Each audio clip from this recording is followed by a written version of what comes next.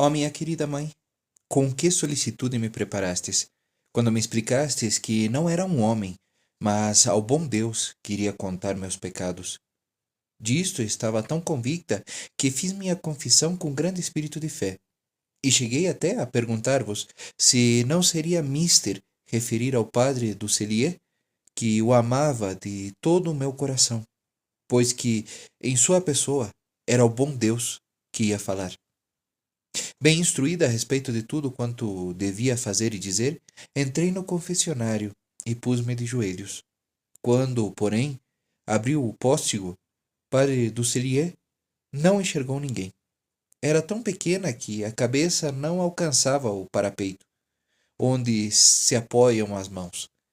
Então mandou-me ficar de pé, obedecendo imediatamente.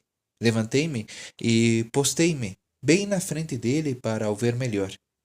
Fiz minha confissão como se fosse uma menina grande e recebi sua bênção com grande devoção, porque me haveis explicado que, nesse momento, as lágrimas do menino Jesus purificariam minha alma.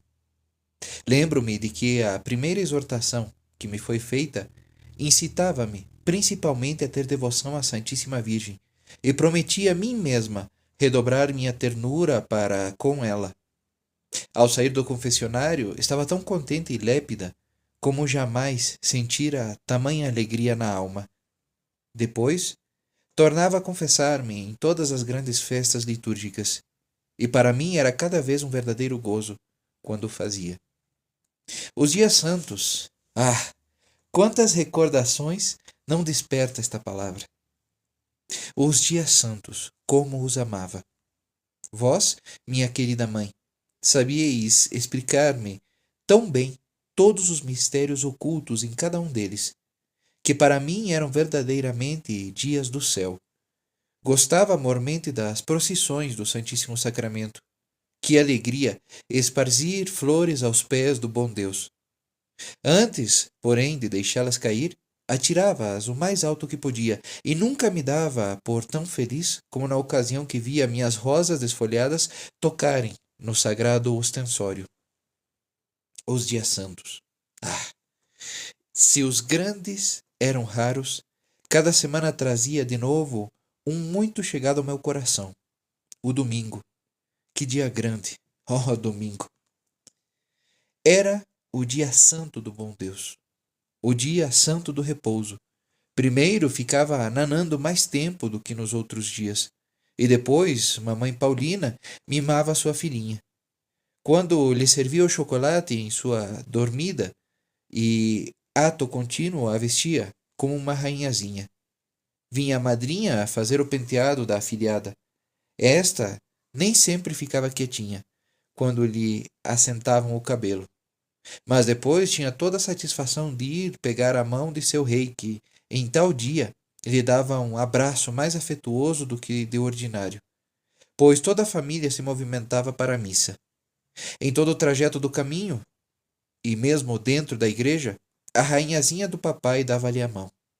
Tomava lugar ao lado dele, e quando nos víamos obrigados a chegar mais adiante para o sermão, era preciso ainda encontrar 2 assentos, um ao lado do outro.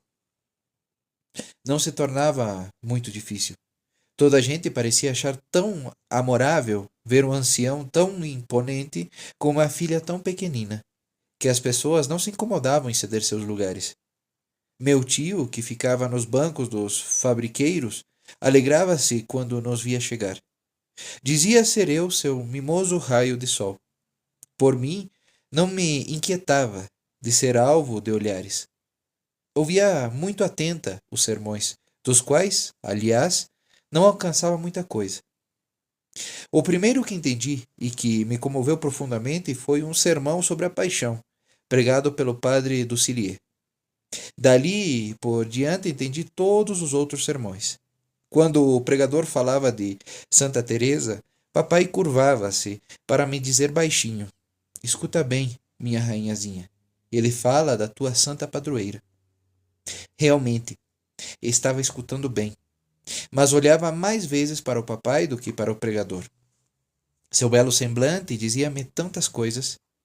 Por vezes, seus olhos marejavam-se de lágrimas.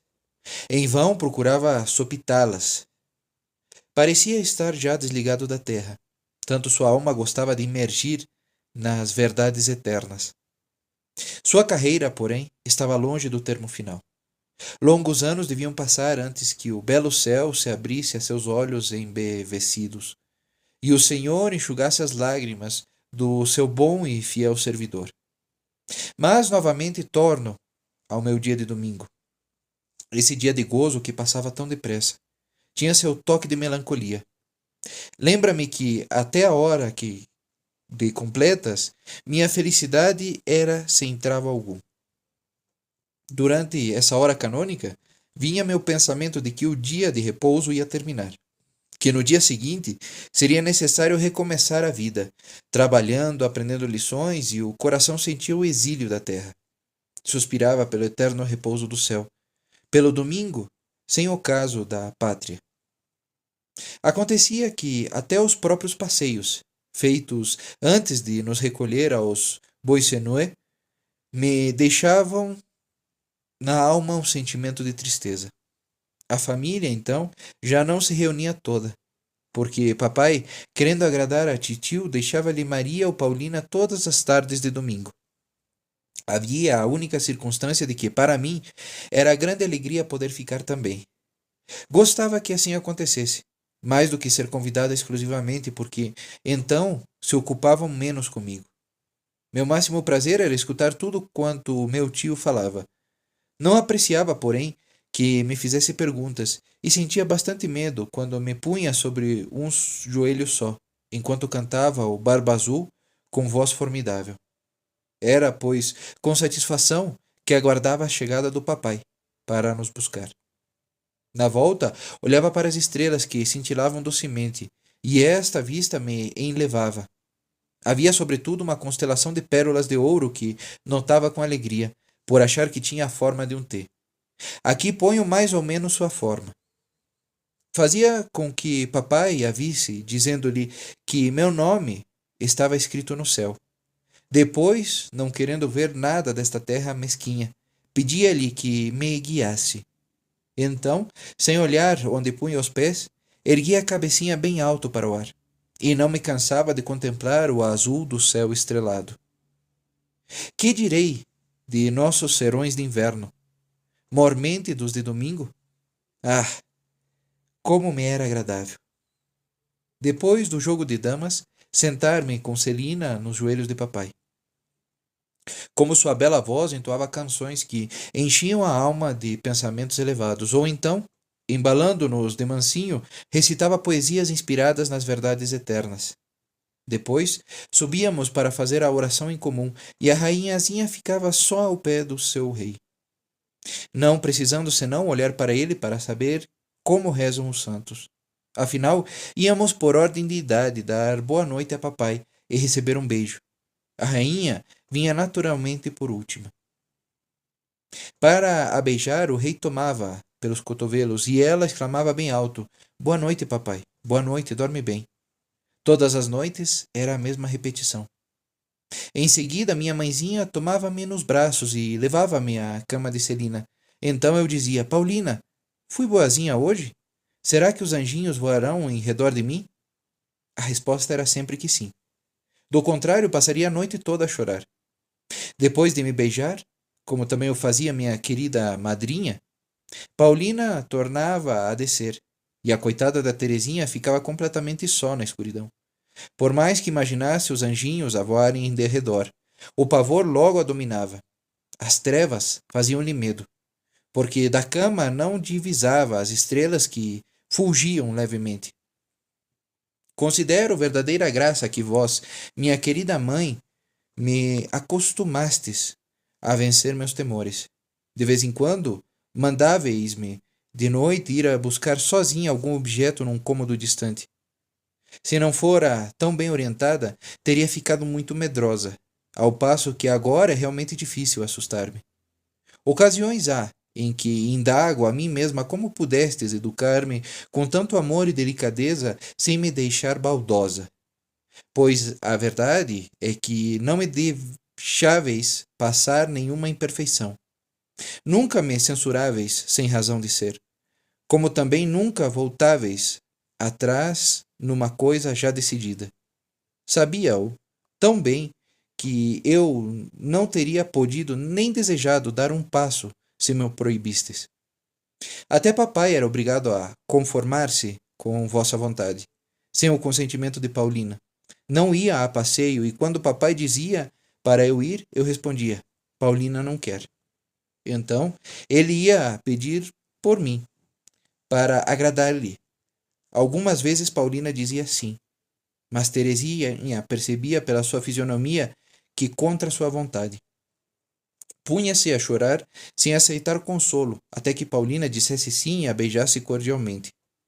Quando Teresinha adoecia, o que acontecia todos os invernos, não é possível dizer com que ternura era tratada. Paulina fazia dormir em sua cama, favor indizível, e lhe dava tudo o que ela queria. Um dia, Paulina pegou debaixo do travesseiro uma linda faquinha que lhe pertencia e, dando-a à sua filhinha, deixou-a mergulhada num deslumbramento indescritível. Ah, Paulina, exclamou ela, tu me amas muito para te desfazeres por mim da tua linda faquinha, que tem uma estrela de madrepérola. Mas sendo que me amas tanto, farias o sacrifício do teu relógio para eu não morrer? Não só para tu não morreres, daria meu relógio, mas faria logo o sacrifício dele, para ficares boa logo. Ao ouvir essas palavras de Paulina, meu espanto e minha gratidão foram tantos que não sei expressá-los. No verão, às vezes, eu tinha náuseas. Paulina tratava-me ainda com ternura, para distrair-me, o que era o melhor remédio. Carregava-me num carrinho de mão em volta do jardim e, fazendo-me descer, colocava no lugar um bonito pé de margaridas que ela carregava com muita precaução até meu jardim, para onde ele era transplantado com grande solenidade. Paulina recebia todas as minhas confidências íntimas, dissipava todas as minhas dúvidas. Uma vez, estranhei que Deus não desse glória igual no céu a todos os eleitos e receava que não fossem todos felizes.